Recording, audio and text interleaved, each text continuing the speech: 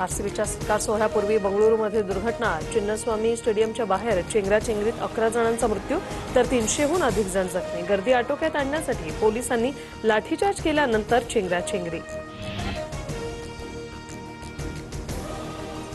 कर्नाटक विधान भवन परिसरात आरसीबीच्या खेळाडूंचा सत्कार। एकीकडे चाहत्यांचा मृत्यू तर दुसरीकडे विजयाचा जल्लोष। कर्नाटकचे मुख्यमंत्री सिद्धरामय्या आणि उपमुख्यमंत्री डी.के. शिवकुमार यांच्या हस्ते खेळाडूंचा सत्कार।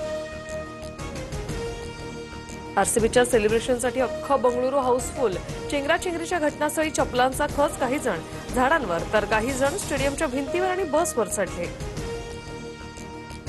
बंगळुरूतील चेंगराचेंगरीच्या दुर्घटनेबद्दल आम्हाला दुःख। प्रत्येकाची सुरक्षितता आणि कल्याण आमच्यासाठी महत्त्वाचं। मृतांच्या कुटुंबांप्रती आमच्या संवेदना। आरसीबीकडून अधिकृत निवेदन जारी।